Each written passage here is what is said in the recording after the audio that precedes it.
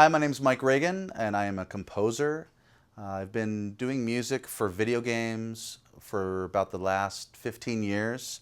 Most recently completed Conan, God of War 2, God of War. I also did the music for Dark Watch, Twisted Metal Black. Been doing that for a long time. I've also recently gotten into feature films and also continuing to do cartoon series for Nickelodeon. I've used Broadway Big Band extensively in a few projects recently. One is Unbeatable Harold, which is a film project that comes out end of 2008. Oftentimes, as a composer, when I'm working with a director, I'm kind of hunting and pecking for the right sound, the right kind of feel, the right cue, the right tempo, the right instrumentation. I'm going to need to try many different things before I get the client to sign off on what I'm trying to achieve. And I think in the past, I would have had to compromise the quality in using other solo horn libraries. But this time, I was able to achieve such a live sound from beat one of using Broadway Big Band that I was able to instantly convince the director that, you know, a certain cue needed to be a soul funk vibe with, you know, layers and layers of other instruments, but the main focus being the horns. And for the first time, I feel like I wasn't compromising the vision of the music, and I wasn't spending an inordinate amount of time trying to create something to sound as live as I can. It just simply out of the box sounded great, and was able to get the director on board, and from there on out we just kept dialing in other cues, and Broadway Big Band became kind of the focus of the score and as far as a sonic signature. When I first got Broadway Big Band, the very first track that I worked on was a soul funk track that was the main title of this film. And I decided to play this track for some friends of mine in the Hollywood arena, some composers and orchestrator friends of mine. And I was surprised to hear the kind of questions they came back with. Things like, where did you record the horns? And who played on it? And it's interesting that it never occurred to them that this was a virtual instrument. The great thing about Broadway Big Band for me is that I'm able to hear a line in my head, play it in real time with all the articulations without having to go back and tweak it and add articulations and use multiple MIDI channels. It's literally one MIDI channel per instrument. I play it and it's done. And in the world of film and television, where the clock is always ticking, you don't have time to just do a rough version and then go back and make it better. You really only have time to do it once through and to just keep moving on with constant forward motion in your workflow. And, you know, for a virtual instrument that's so deeply sampled, there's nothing else that I know of currently on the market that even comes close to being able to do that. You know, don't be fooled by, you know, the fact that it's called Broadway Big Band, and if you're not doing Broadway tunes or musicals that you can't use it. I'm using it in orchestral settings, I'm using it in funk and soul pieces, and I'm using it in cartoons for, you know, a la, you know, Carl Stalling or old Warner Brothers kind of cartoon kind of sound. And it's just a lot of fun to work with that way. It's in Wow Wow Wubsy, the second season of Wow Wow Wubsy for Nickelodeon, and it's also in an upcoming series of Ape Escape.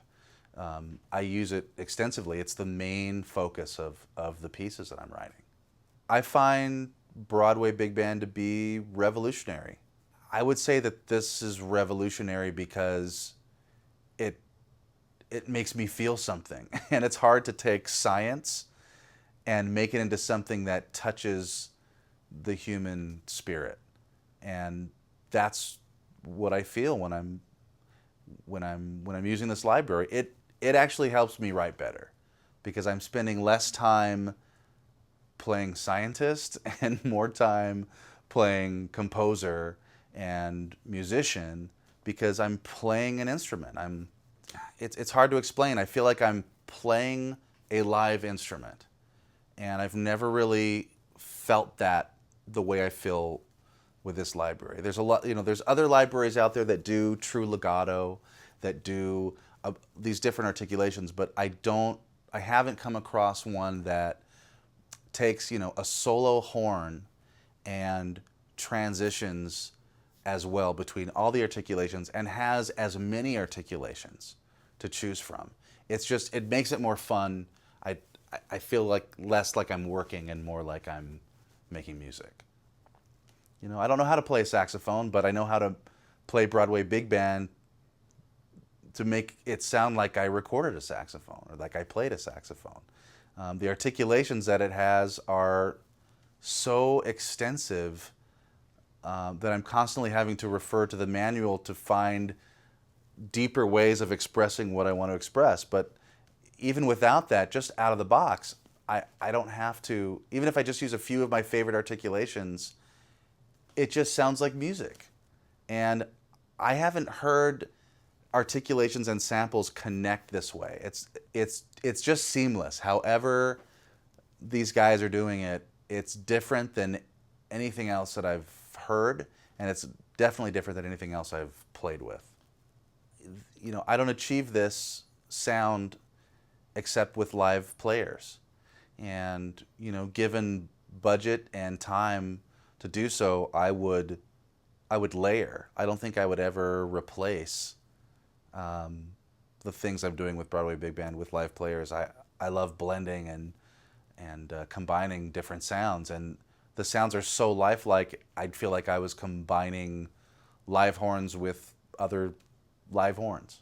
The articulation switching in Broadway Big Band is very user-friendly and very musical. I don't feel like I'm being a technician. I feel like I'm playing an instrument, even though it is key switching with the left hand and playing the instrument with the right hand. It's very musical. Things like, holding a note and not having to re-trigger the note to, for instance, perform like a fall off of any instrument, of a wind or brass instrument. You can hold the note and then simply, trigger a key switch, and the instrument switches immediately and very musically, and it's undetectable that it goes from a solid sustained note to a fall. The Ape Escape main theme features a tenor saxophone, and so I can kind of try to play it here, but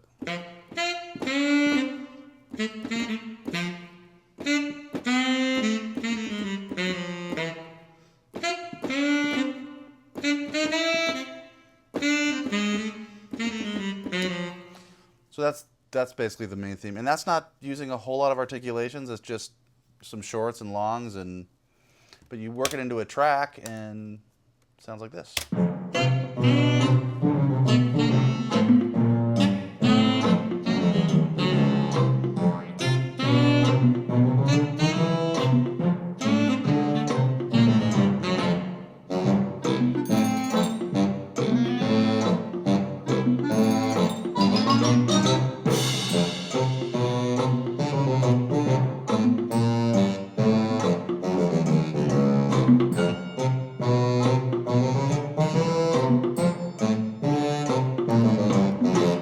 So that was like tenor to clarinet to Barry. Was that track? So basically, what you just played live is identical to what's in the final. Yeah. That's pretty awesome. Yeah. I mean.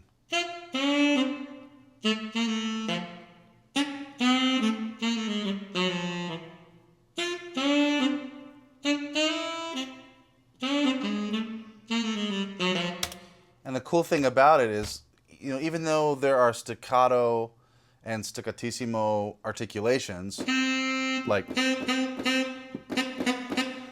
even without them, the short notes sound great by themselves, and you kind of use a combination of, like, to start a phrase, I don't use an articulation, but to end it, I'll use a staccato. So. or it's just a preference thing, but even without articulations, it sounds really great. And it's totally true legato. I mean, even if you...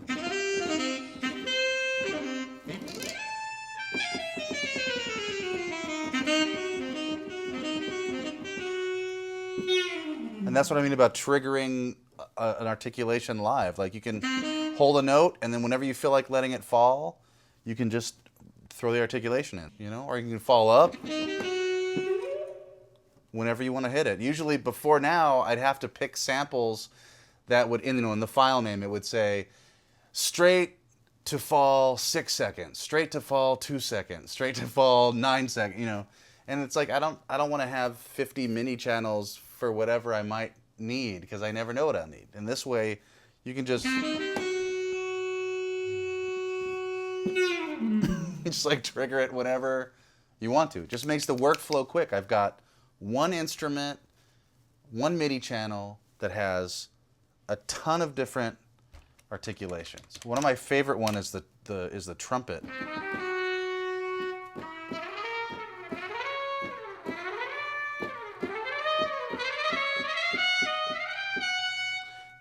It's just amazing. It just sounds real.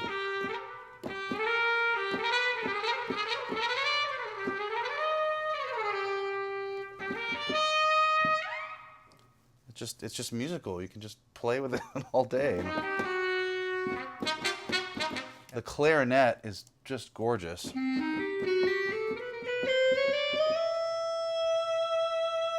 It goes into a really nice vibrato.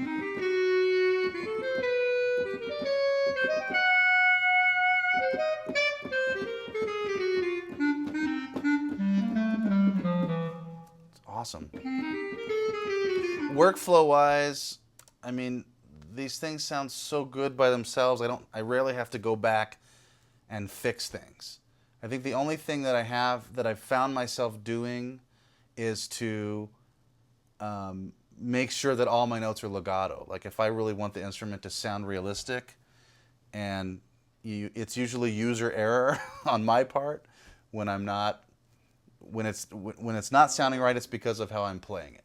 It's not because of the instrument. So if I'm playing a passage with a lot of notes and I listen back to it and I'm like, I missed a couple, I'll just go into Logic and I just say make this whole MIDI region legato, and then everything sounds great. So workflow-wise, I'm not having to go back and fix stuff. It's just great. And what I love about it is it's the same articulations for every instrument. So if I want a unison line with everybody playing the same articulations, I can program, a tenor sax, and then I can copy that tenor sax to soprano and alto and bari if I want, and trumpet, and it's gonna carry over. It's like if I take this tenor, so here's the by itself. And if you look here on this screen, you zoom out, here's all the articulations down here, and here's the notes.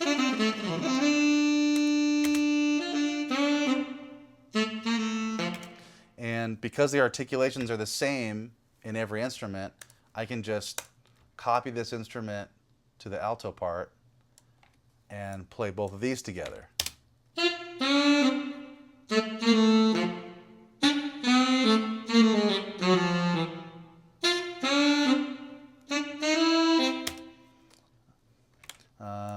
And you can do the same thing for trumpets and everything else. And if you find that you want it up an octave, it's pretty simple. You just have to, like, let's say I want this on the soprano sax, which obviously has a much higher range. You can't do a global transpose because you'll transpose all your key switches too. So what I do is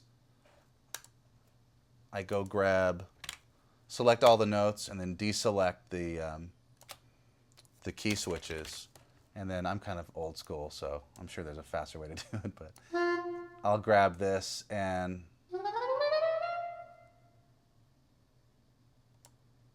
go like that. So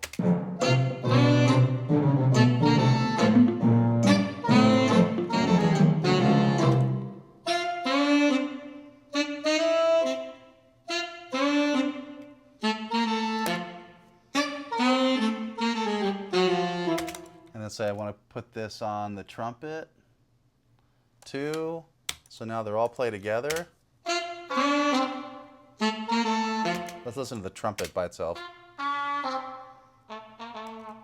I've got...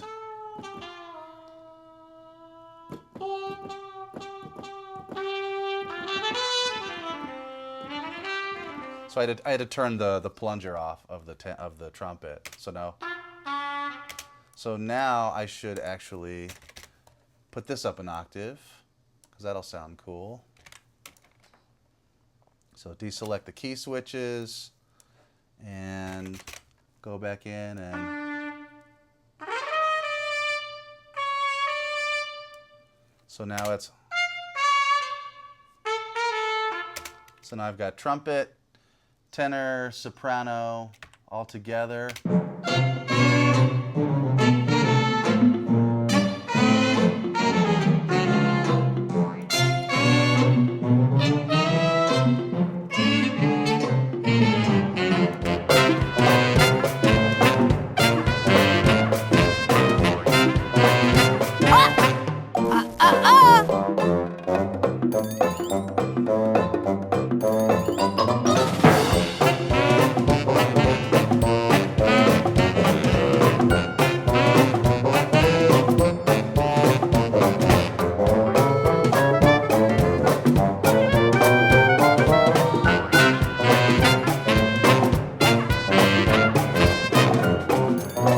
What's going on in here?